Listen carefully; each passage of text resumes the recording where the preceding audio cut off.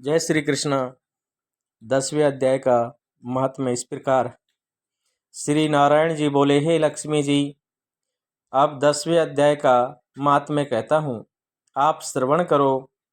एक समय कैलाश पर्वत पर श्री शिव पार्वती जी बैठे थे। एक हंस उनके दर्शन को आया। वह हंस ब्रह्मा का वाहन था। ब्रह्मलोक से मानसरोवर को जाता था। उस सरोवर में सुंदर कमल के पुष्प थे। वह हंस एक कमल को लांघने लगा। उसकी परछाई कमल पर पड़ी। वह हंस अचेतन काला हो गया और काला हो आकाश से गिर पड़ा। तब उसी समय उस मार्ग में मेरा एक गण आया। हंस को गिरा देखकर गण ने कहा, हे स्वामी, वह हंस आपके दर्शन को आया था, श्याम वर्ण होकर गिर पड़ा है। गण मेरी आज्ञा से हंस को ले आया। मैंने पूछा, हे हंस, तू श्याम वर्ण क्यों हुआ? हंस ने कहा, हे प्रभु जी, मैं आपके दर्शनों को आ रहा था। मानसरोवर में कमल के फूल खिले हुए थे।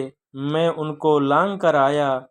उससे मेरी देह श्याम वर्ण हो गई और मैं आकाश से गिर पड़ा। कारण मैं नहीं जानता। यह सुनकर शिव जी हंसे। तब आकाशवाणी हुई कि हे शंभु जी, कमलनी से पूछो, वह कहेगी। कमलनी ने कहा, पिछले जन्म में मैं अप्सरा थी, नाम पद्मावती था। उस समय श्री गंगा जी के किनारे एक पंडित स्नान करके गीता जी के 10वें अध्याय का पाठ किया करता था। एक दिन राजा इंद्र का सिंहासन हिला। तब इंद्र ने मुझे आज्ञा दी कि तू जाकर उस पंडित की तपस्या भंग कर।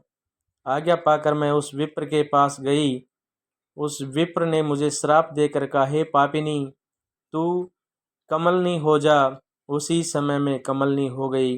तभी से मैं गीता जी के 10वें अध्याय का पाठ करती हूँ। उसी से यह मेरा तेज है। मुझको लांघने वाला काला होकर चेत हो जाता है। तब हंस ने कहा कि मेरा यह श्याम वर्ण कैसे श्वेत वर्ण होवे, और तुमने काला देह से छूटकर कैसे देवदेही पाई? तब कमलनी ने कहा, जब कोई श्री गीता जी के 10वें अध्याय का पाठ सुनावेगा तब तुम्हारा उद्धार होगा। तब उस पंडित ने सरोवर में स्नान कर शालिग्राम का पूजन कर 10वें अध्याय का पाठ किया। उसे हंस और कमलनी ने सुना।